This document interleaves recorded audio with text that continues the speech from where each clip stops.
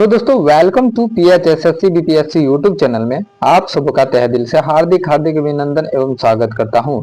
दोस्तों आज एक न्यू वैकेंसी के साथ धमाकेदार वैकेंसी के साथ आप लोग बीच आ चुके हैं, जो कि बिहार जिला बाल संरक्षण इकाई भर्ती होने वाला है। 2026 का ऑफिशियल नोटिफिकेशन इसका जो है मित्रों जारी हो चुका है। आप लोगों को मैं बता देना चाहता हूँ दोस्तों 275 पोस्ट पे इसका वैकेंसी निकाला गया है। 10वीं 12वीं स्नातक पास स्टूडेंट इस फॉर्म को अप्लाई कर सकते हैं। सैलरी आपका जो रहने वाला है 25,000 प्लस जाने वाला है और यह सीधी भर्ती है। इसमें किसी भी प्रकार की परीक्षा नहीं है, डायरेक्ट भर्ती है, जो कि बहुत ही आप लोगों के लिए शानदार मौका रहने वाला है। और ऐसा मौका आप लोग हाथ से जाने ना दीजिए। कोई परीक्षा नहीं है, डायरेक्ट भर्ती है। तो आप लोग को मैं A to Z जानकारी देने वाले हैं। सो दोस्तों हम आशा और विश्वास करते हैं कि आप लोग अच्छे और स्वस्थ होंगे और अपने अपनी जिंदगी में मस्त होंगे।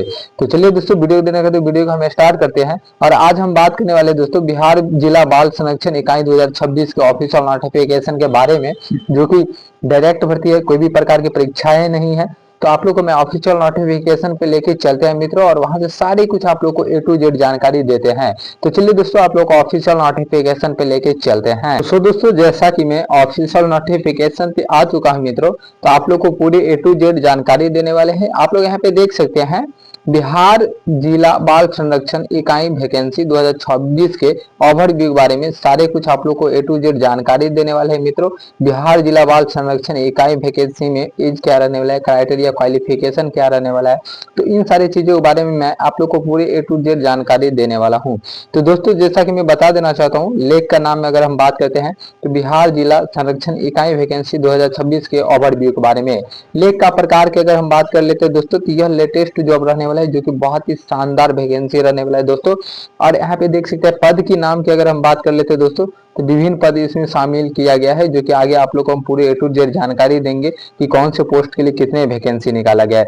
और टोटल पोस्ट की अगर हम बात कर लेते हैं दोस्तों, तो 273 पोस्ट पे ये वैकेंसी निकाला गया है, जो कि बहुत ही शानदार रहने वाला है। और आप अपने जिले में भी काम करने का सुनहरा अवसर मिलेगा, जो कि बिहार जिला बाल संरक्षण इकाई की यह वैकेंसी रहने वाला है। और इसका आप लोग बात कीजिएगा कि सर इसका अप्लाई कब से स्टार्ट हो रहा है, तो मैं आप लोग को बता देना चाहता हूं मित्रों, इसका जो अप्लाई स्टार्ट हो रहा है ना, आप लोग यहाँ पे देख सकते हैं ऑनलाइन आवेदन शुरू होने की तिथि जो है 11 मई से इसका ऑलरेडी अप्लाई स्टार्ट हो चुका है। और आवेदन करने की अगर हम अंतिम तिथि की बात करते हैं मित्रों, तो 31 में इसका लास्ट डेट रहने वाला है। और किस मोड से इसका अप्लाई किया जाएगा, तो यह ऑनलाइन मोड के और ऑनलाइन के माध्यम से इसका आवेदन स्वीकार किया जाएगा। तो आप लोग ऑनलाइन के माध्यम से आवेदन कर लीजिएगा। आधिकारिक वेबसाइट यहाँ पे दिया गया है https://miswcdc.bihargovernment.in। ये वेबसाइट आपका रहने वाला है। आप इस वेबसाइट के माध्यम से आप इस फॉर्म को अप्लाई कर लेंगे। अब हम बात कर लेते हैं दोस्तों एलिजिबिलिटी फॉर बिहार जिला बाल संरक्षण इकाई के बारे में। कौन कौन से कैंडिडेट अप्लाई कर सकते हैं या नहीं कर सकते हैं, तो उसके लिए मैं आप लोग को पूरे A to Z जानकारी देने वाला हूं। देख सकते हैं दोस्तों यहाँ पे बताया जा रहा है, यदि आप बिहार जिला बाल संरक्षण इकाई वैकेंसी 2026 के लिए ऑनलाइन आवेदन करना चाहते हैं, तो आपके लिए नीचे दी हुई सभी योग्यताओं को पूरा करना होगा, जो कि कुछ इस प्रकार से दिया गया है। सबसे पहले हम एज लिमिट की बात कर लेते हैं दोस्तों। तो मिनिमम जो क्राइटेरिया है आपका 18 वर्ष हर हाल में होना चाहिए, तभी आप इस फॉर्म को अप्लाई कर सकते हैं, अन्यथा आप इस फॉर्म को नहीं अप्लाई कर सकते हैं। हाईएस्ट की अगर हम बात कर लेते हैं तो 21 वर्ष रखा गया है। और इसमें जो है ना, आप स्नातक यानी कि आप स्नातक आप पास के हैं तभी आप इस फॉर्म का अप्लाई कर सकते हैं। यानी कि आप 10वीं पास भी होना चाहिए, 12वीं पास भी होना चाहिए, और उसके बाद साथ में आप स्नातक किए हैं, तो आप इस फॉर्म का आराम से अप्लाई कर सकते हैं। और इसमें दस्तावेज भी आगे हम बताएंगे क्या क्या मांगा गया है, तो इनके बारे में भी सारी कुछ A to Z जानकारी देंगे मित्रों। अब हम बात कर लेते हैं दोस्तों एजुकेशन क्वालिफिकेशन के लिए, कौन से पोस्ट के लिए क्या क्या क्वालिफिकेशन रहने वाला है, इनके बारे में।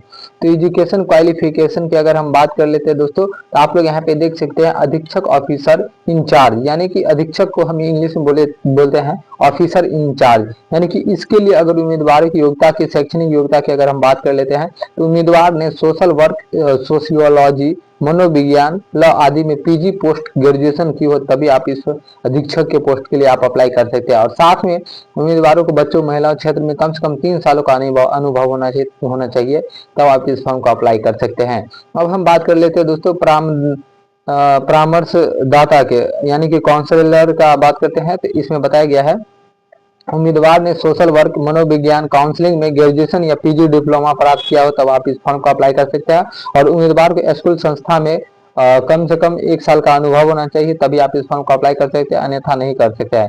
अब उसके बाद हम बात कर लेते हैं दोस्तों केस वर्कर बाल कल्याण पदाधिकारी के बारे में। तो उम्मीदवार ने सोशल वर्क, सोशियोलॉजी या LOW में ग्रेजुएशन की हो तभी आप इस फॉर्म को अप्लाई कर सकते हैं, अन्यथा नहीं कर सकते हैं। और इसमें देख सकते हैं अनुभव में बताया गया है कि उम्मीदवारों के जे एक्ट, POCSO के अंतर्गत बाल श्रम आदि क्षेत्र में 2 साल का अनुभव होना चाहिए, तभी आप इस फॉर्म को अप्लाई कर सकते हैं, अन्यथा नहीं कर सकते हैं। स्टोर कीपर और लेखपाल की अगर हम बात कर लेते हैं दोस्तों, तो उम्मीदवार ने कॉमर्स, गणित, इकोनॉमिक्स से ग्रेजुएशन किया हो और साथ में उम्मीदवारों के अकाउंटिंग के काम में कम से कम 2 सालों का अनुभव होना चाहिए, तभी आप इस फॉर्म को अप्लाई कर सकते हैं, अन्यथा नहीं कर सकते। अब हम बात कर लेते हैं दोस्तों हाउस फादर, हाउस मदर के लिए। उम्मीदवार ने कम से कम आप 10वीं या 10वीं तो हो ही जाता है दोस्तों, 12वीं भी पास किया होना चाहिए, तभी आप इस फॉर्म को अप्लाई कर सकते हैं, अन्यथा नहीं कर सकते। और साथ में उम्मीदवारों को बच्चों के साथ काम करने का 2 सालों का अनुभव होना चाहिए, तभी आप इस फॉर्म को अप्लाई कर सकते हैं, अन्यथा नहीं कर सकते हैं।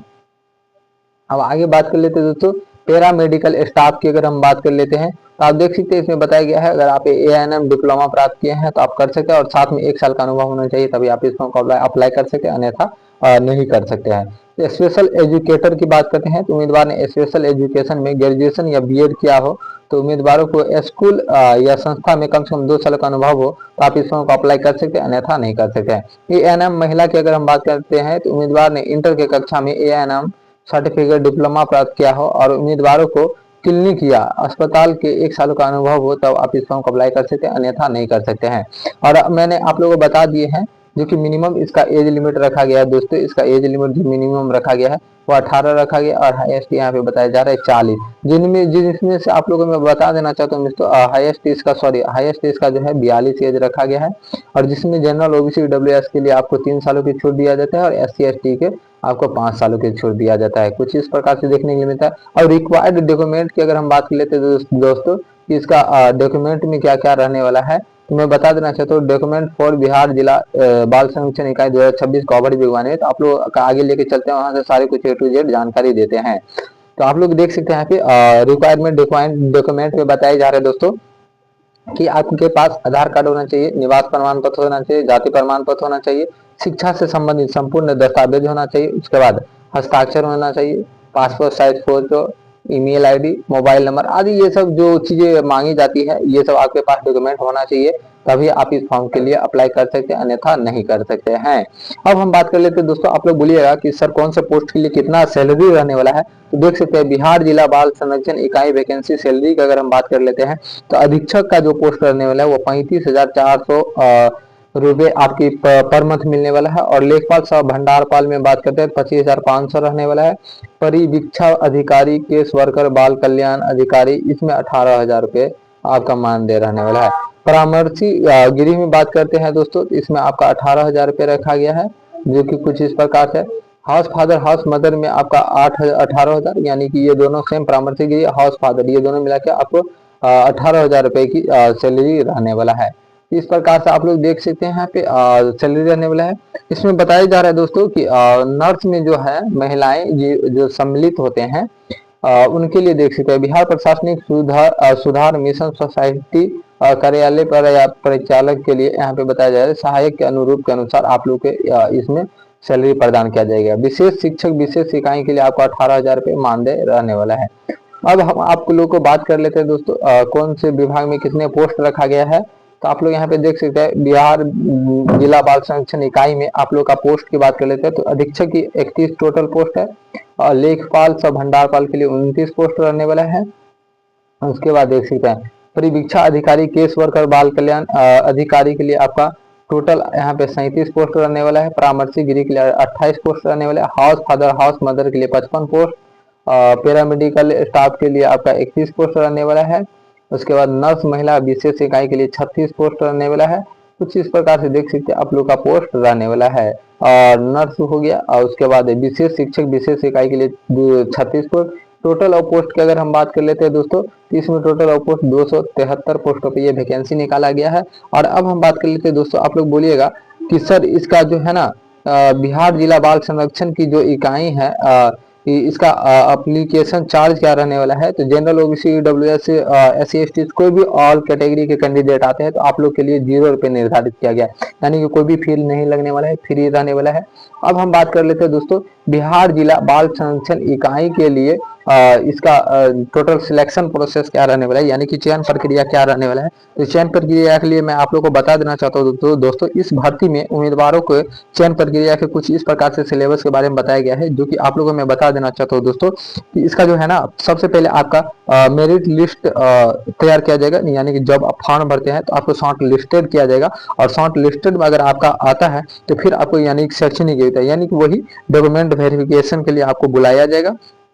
और जब डॉक्यूमेंट वेरिफिकेशन हो जाता है तो इसमें थोड़ा बहुत आपके इंटरव्यू है, इंटरव्यू आदि, यानी थोड़ा बहुत आपसे जानकारी मांगा जाएगा कि आप कहाँ पे काम किए हैं, आपके अनुभव के बारे में जानकारी प्राप्त किया जाएगा, ये सब रहने वाला है। उसके बाद फाइनल आपका ज्वाइनिंग करा दिया जाएगा। सो दोस्तों बिहार जिला संरक्षण इकाई से रिलेटेड किसी भी प्रकार के मन में डाउट है तो आप लोग कमेंट के माध्यम से पूछ लीजिएगा, आप लोग को 100% हम रिप्लाई कर दिया करेंगे। सो दोस्तों आप लोग चाहते हैं सरकारी गवर्नमेंट जॉब से related new new information, new new update आप तक सबसे जल्द और सबसे पहले पहुंचे, तो आपका अपना प्यारा सा YouTube channel PHSSC BPSC YouTube channel को आप लोग सब्सक्राइब कर लीजिए और साथ में बेल आइकन को ऑल पे जरूर क्लिक कर दीजिए, ताकि मेरा लेटेस्ट न्यू अपडेट कोई भी आता है तो आप तक सबसे जल्द और सबसे पहले पहुंचे। सो दोस्तों मिलते हैं नेक्स्ट वीडियो के साथ, तब तक के लिए जय हिंद।